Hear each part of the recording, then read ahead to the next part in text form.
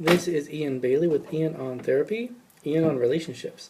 I'd like to take a couple snapshots of episodes of Married at First Sight to explain certain dynamics in relationships and why we see people fighting so much or not fighting. So I've been following season 2, and Jess and Ryan, if you remember, she's the administrative assistant secretary, and he's the guy who, he's like a Jewish Russian, but grew up Italian. He does business consulting. So you see from the episodes that he does act very assertive and kind of ramrods her. He views his role to be like his grandfather, kind of telling his female partner what to do. And she's very afraid to communicate, to stand up for herself, and to try to have a discussion with Ryan. So what happens is, ironically, she just doesn't say anything for a long time, and then she explodes on him, and they end up fighting, which is what her fear was in the first place. They're a very good match for each other. And people have, when people get married, they have what I call complementary problems.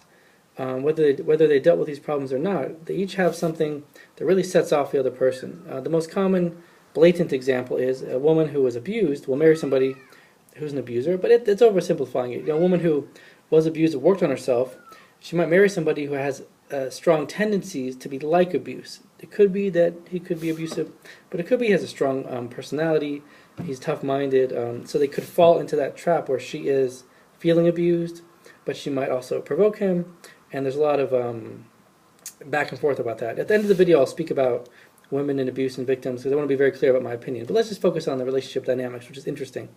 So this is the most common situation. People get married, they have reciprocal personalities, which means personalities are very similar, the background is very similar, but their personalities are like similar but different, they fit together. And then they have reciprocal problems also. You know, maybe the man will be weak and the woman will be taught that she needs to be aggressive by her mother, and they have to kind of fit into more normal, balanced situation. So complementary problems. So Ryan and Jess, it's a textbook. So what do you do? So the thing you do is you don't just blame one person. Salvador Minuchin, structural family therapy, he talks about complementarity. Once you have a relationship with someone, you really create each other. You really are like melded almost.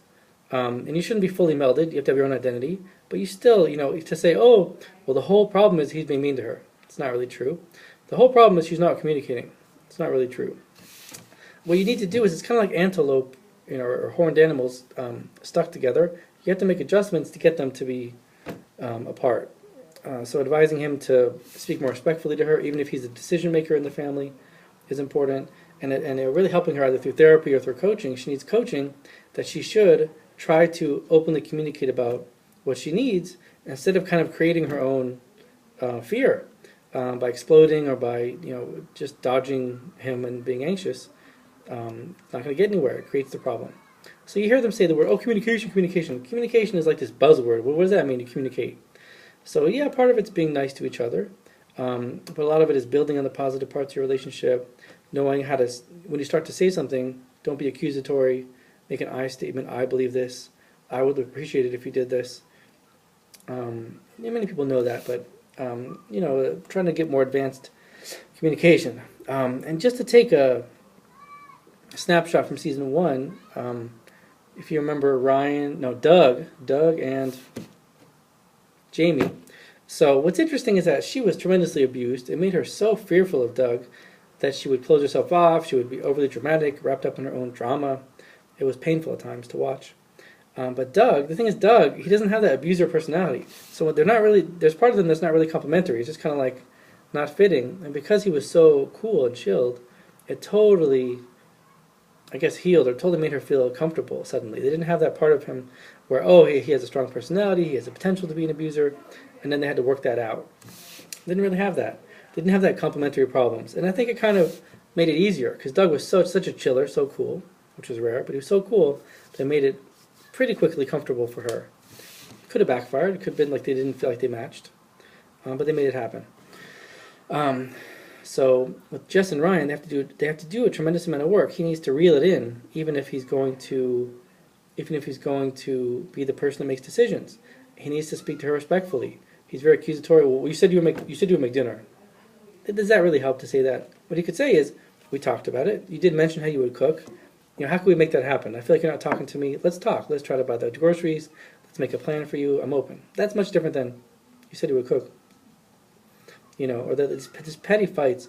Oh, you don't iron in the bed. He needs to just relax, let her do what she wants, unless it's really serious. And she asked him, don't put the luggage in the bed. So, well, he needs to respect that. They need to work it out, whatever the decision is. And she needs to take a breath, relax, and be able to communicate with him. She should say, like, maybe you're the man, maybe make decisions in our culture, whatever. But I really need you to, listen to me as I'm trying to open up. It's very hard for me. It's much easier if you say, hey, it's hard for me. I need your help. I need your support.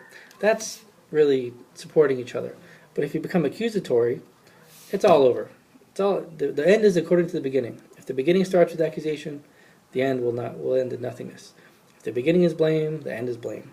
If the beginning is a vulnerability, opening up to someone, then you can create the connection. Then the end will be opening up and working together.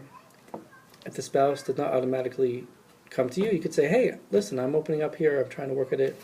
Then they feel like an idiot, and they should want to come and help you. Of course, advanced issues needs psychotherapy, needs coaching, but I think you understand what I'm saying. Just listen closely to how they speak to each other. If they need to make adjustments, or it's really not going to work, they're going to view each other as a negative influence, a negative force, and it's not going to work out. They got to make it happen. This is Ian on therapy.